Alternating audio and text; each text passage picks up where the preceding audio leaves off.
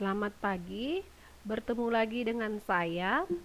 Kali ini kita mencoba membahas tentang materi kearsipan, yaitu klasifikasi dan indeks arsip. Materi kita hari ini yaitu menerapkan klasifikasi dan indeks arsip. Nah, kompetensi dasar yang diharapkan pada materi ini adalah yang pertama, menerapkan klasifikasi dan indeks arsip. Nah, yang kedua, melaksanakan klasifikasi dan indeks arsip. Kita lanjut. Pengertian dari klasifikasi arsip itu adalah pengelompokan arsip menurut urutan atau masalah secara logis, kronologis, dan sistematis berdasarkan fungsi dan kegiatan organisasi pencipta dan merupakan pedoman untuk pengaturan, penataan, dan penemuan kembali arsip. Sebelum kita menyimpan arsip kita, langkah awal yang kita lakukan yaitu membuat klasifikasi arsipnya. Nah, ini kalau yang bentuknya kalau bentuknya memang mengambil sistem masalah atau sistem kronologisnya, berarti sistem penyimpanannya itu adalah contohnya sistem penyimpanan subjek atau yang diambil dari perihal atau pokok masalah surat yang akan kita simpan. Nah, kemudian kegunaan dari daftar klasifikasi arsip itu yang pertama, pedoman baku untuk penataan arsip yang didasarkan pada sistem pemberkasan subjek. Jadi, ketika kita mau mengarsipkan surat kita dalam bentuk subjek, maka daftar klasifikasi arsip ini fungsinya sebagai pedoman baku untuk kita dalam melakukan penyimpanan arsip. Nah, yang kedua, kegunaannya adalah keutuhan informasi arsip dari kegiatan yang sama atau akan dikelompokkan dalam satu berkas. Misalnya, kita mau mengarsipkan dengan masalah utamanya yaitu kepegawaian. Jadi, sub masalahnya bisa kita ambil tentang pensiun. Jadi, pensiun itu bisa apakah karena pensiun dini ataukah karena pensiun yang memang sudah sesuai dengan usianya. Jadi, maksudnya di sini dia dikelompokkan pada kegiatan arsip yang sama. Nah, kegunaan yang ketiga itu mengatur penyimpanan arsip secara logis dan sistematis. Karena fungsi dari arsip itu adalah untuk kita dapat menemukan kembali arsip yang kita simpan itu secara efektif dan efisien, maka proses penyimpanannya itu harus berbentuk logis dan sistematis. Kemudian kegunaan yang keempat, mendukung secara langsung dalam penyusutan arsip. Karena arsip itu ada jangka waktu kegunaannya berdasarkan fungsi dari nilai guna dari arsip tersebut. Jadi ketika arsip itu tidak lagi berguna, maka kita dapat menyusutkannya atau memusnahkannya. Jadi kegunaan dari daftar klasifikasi ini salah satunya ya adalah untuk mendukung kita dalam proses penyusutan arsip. Nah, yang kelima, sarana pengendalian dan membantu dalam mempercepat penemuan kembali. Karena memang kegiatan arsip itu fungsi utamanya adalah agar kita dapat menemukan kembali arsip yang kita butuhkan secara cepat dan tepat, efektif dan efisien. Sehingga ketika kita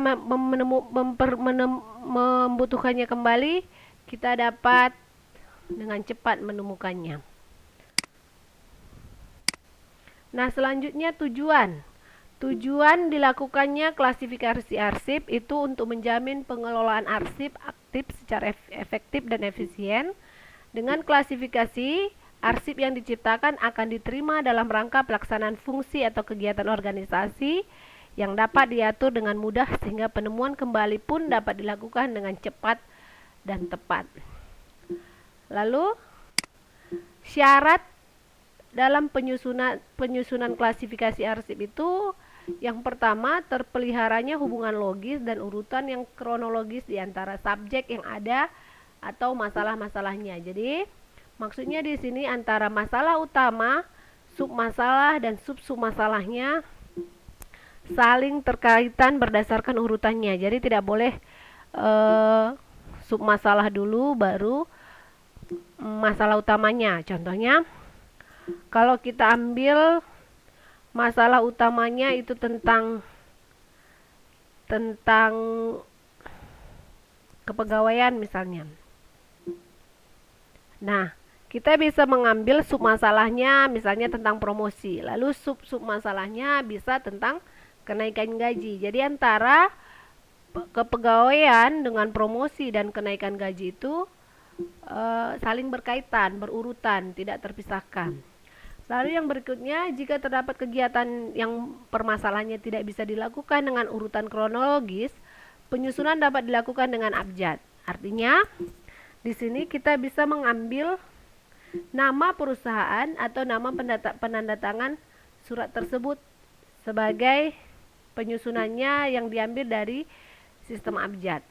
Lalu yang berikutnya, harus terdapat hubungan logis dan urutan kronologis yang membentuk skema klasifikasi. Lalu yang terakhir, skema klasifikasi harus disusun secara berjenjang atau bertingkat, mulai dari masalah pokok, submasalah, dan sub-submasalah, sehingga mereka tidak terpisahkan satu dengan yang lainnya.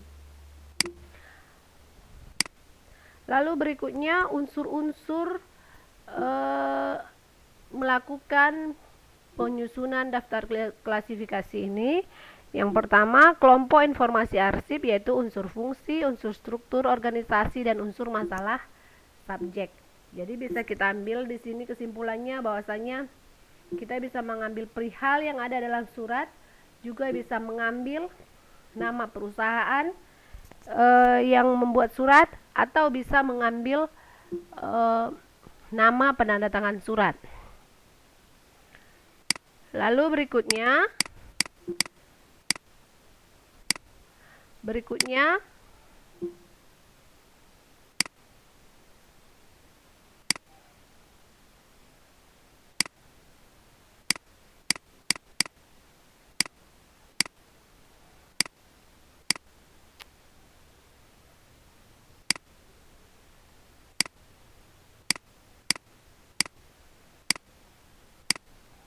kode arsip meliputi unsur kode pada umumnya, yakni angka, abjad, atau gabungan antara abjad dengan angka. Jadi tidak melulu kita harus mengambil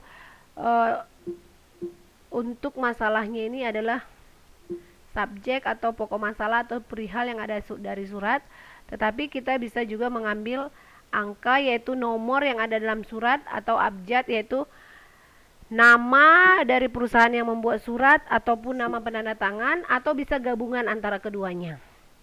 Nah, berikutnya indeks arsip. Itu adalah tanda pengenal berkas atau judul berkas yang ada di kartu indeks.